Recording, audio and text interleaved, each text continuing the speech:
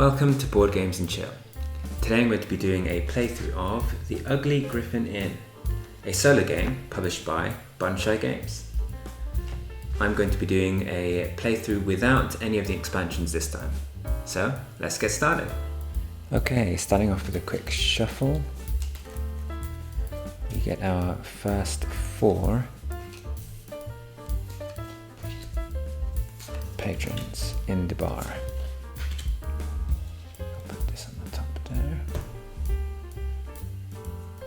Okay, so we have the Goblin Triplet, Lazy Sorcerer, Bunny Prince and Sleepy Summoner.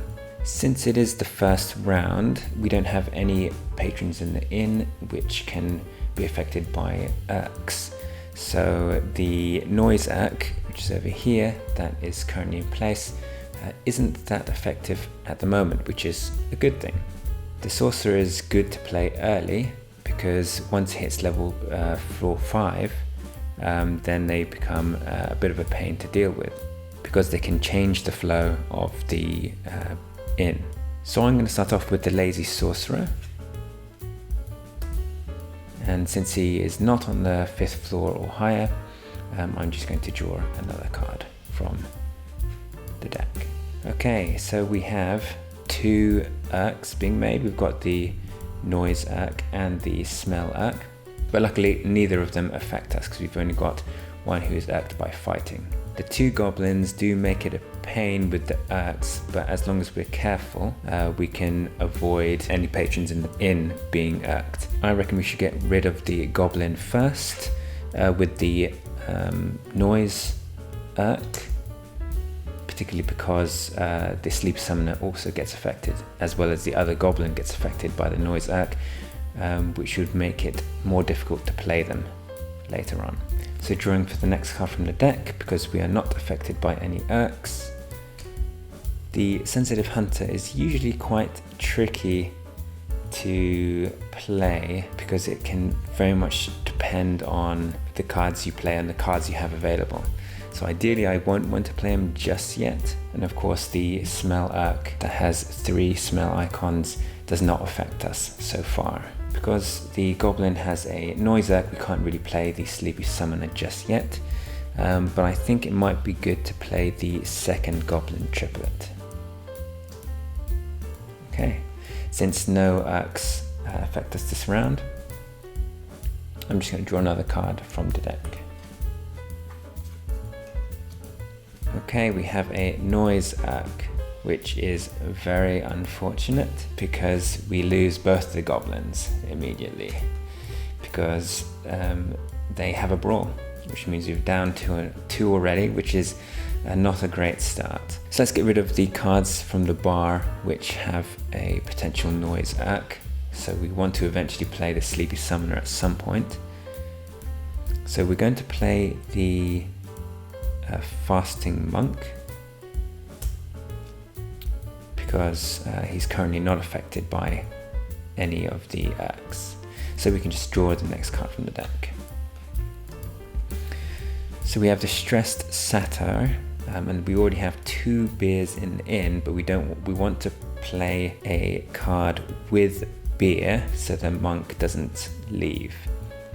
And because we already have 2 beers at the moment, it should be safe to play the Sensitive Hunter. Okay, since there is more beer than food, we are safe. We can draw a next card.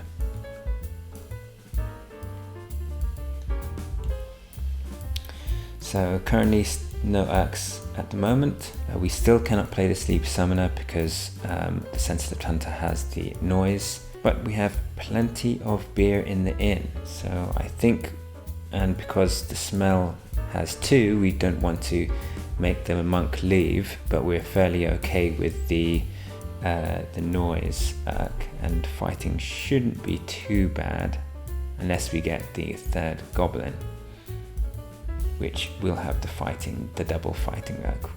We might be okay, so I think I'm just going to play the Stressed Satyr. So there's plenty of beer in the inn, and there is more beer than food in the inn, so we are safe. So we can draw the next card. Unfortunately, it was the Goblin Triplet, which means we do have the fighting, which means both the Sensitive Hunter and the Lazy Sorcerer gets irked. So, starting off with the Sensitive Hunter, the hunter leaves. On his way out, he abandons a stag carcass, and everyone irked by smells leave as well. So the Sensitive Hunter leaves, and the Fasting Monk leaves, and the Lazy Sorcerer also leaves, and they switch places with the patron on the bottom of the inn, but there's only one left in the inn, so there's not much we can do about that. So we've just got the Stressed Satyr, and we're already 5 patrons left, so we're not doing well. We've got to be playing very carefully the next few rounds. So we can see from the Stressed Satyr that there is no beer currently in the inn, which means he will move back to the bar, which isn't the worst thing in the world, in which case we can just play the Goblin Triplet, and then the Stressed Satyr will move back to the inn. Going through the Irks, the Goblin is safe, but the Stressed Satyr moves back here, and we don't need to draw a card because we're already at 4 patrons at the bar. So we can play the Sleepy Summoner now, at the very least, because there is currently no noise. So we can just draw the next one. No Irks again, and we want to find someone without noise. So the Drunken Dwarf is usually a fairly safe bet. We still don't have Beard in, so the Stressed Satyr won't be particularly useful. The Charitable Giant could be good for us now, because this requires you to manage how many food and beer is in the inn, and since we've only got 2 food and he's beer, we should be okay, which means next round we might be able to play the Stressed Satyr. So I'm going to go ahead and play the Charitable Giant, which we are safe. There's no noise here, and there's only 1 goblin, so we can draw the next card. No Irks again. I think I'm going to be playing the Drunken Dwarf, so we can move him forward 1. He's usually can be quite good, because if you're doing well, because he can help progress the deck much faster with his ability. So you can potentially win a bit quicker if you don't want to take any more risks. But we're not doing particularly well, so I don't think that affects us too much. So there's only 2 beers in the inn. We're safe from all others, so we can draw another card. No Irks, so we want to ideally put a food down. Stressed Satyr is probably the easiest one to play, because we have plenty of beer in the inn now. Okay, and in that case, the Drunken Dwarf doesn't meet his criteria. Everyone else is safe, because we have 2, 2, and 1 for the Charitable Giant, and no noise for the Sleepy Summoner, so we can draw the next one. We can probably play the Doppelganger, although we don't particularly want him to suddenly throw a wizard on there, which can shift the food and beer allocations in the inn, because that could cause the Charitable Giant to leave. So I think I'm going to play it safe and play the Warbear. So there's plenty of food in the inn, there is beer in the inn, and we still only have 3 beers, so the Drunken Dwarf doesn't leave just yet, and so on and so forth. We are safe for now. Okay, Rusty Ranger. Rusty Ranger can be quite good, but not at this moment in time, because if we play him and he does get irked, he will irk the Stressed Satyr, which will leave and go back to the bar, which means that there will then be 3 beers next to each other, which would cause the Charitable Giant to leave, and it could become a disaster. So we are just going to play instead probably the Bloody Barbarian. As long as we keep 1 person in the bar, we should be safe. There is currently no fighting Urks in our inn, so we don't get affected by that. So I think we should be okay to put the Bloody Barbarian in, because if we get another fighting, it shouldn't affect us next round. So we've got beer in the bar, we've got food in the inn, a beer in the inn, and we are safe.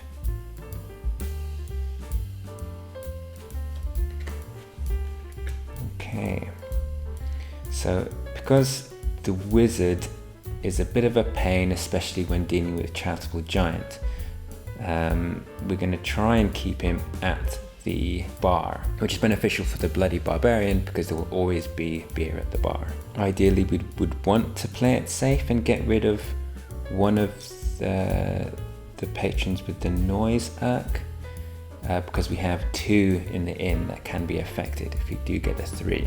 If we play the Bunny Prince, we'll have 5 food and only 3 beer, which means we'll be safe, but we need to be careful not to put too many beers. So I think we should be okay with the Bunny Prince, and that would remove us 1 here. We are okay with these guys. If we get another fighting, it doesn't affect us.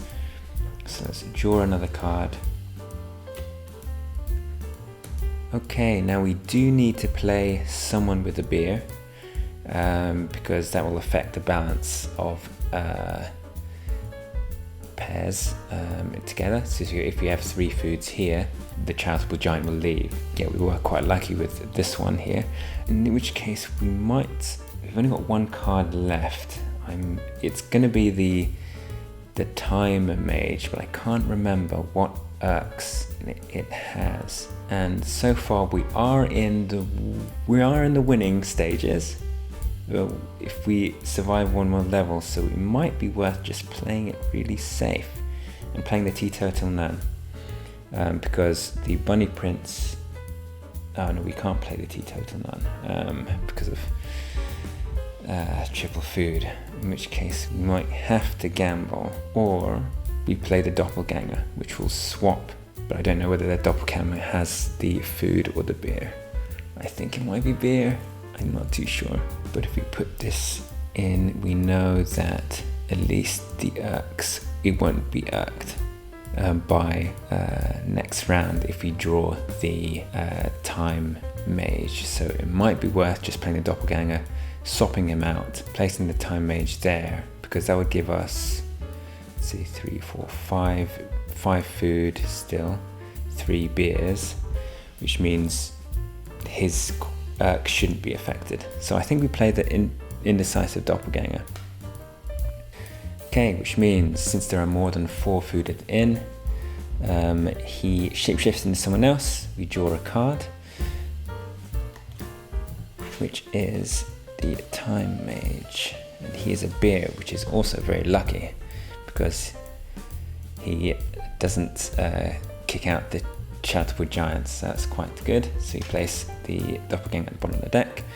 If there is an equal amount of food and beer in the inn, which there is not, there is 3, 4, 5 versus 4 beers. But this might come back to haunt us because of the drunken dwarf.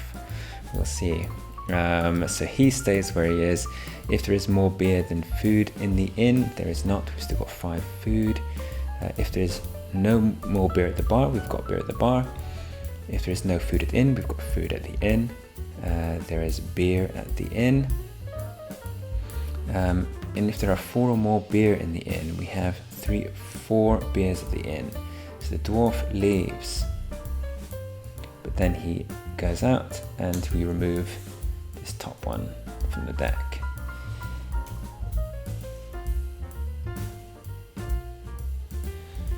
And if the inn has 3 or more adjacent beer, which thank God it does not, does not.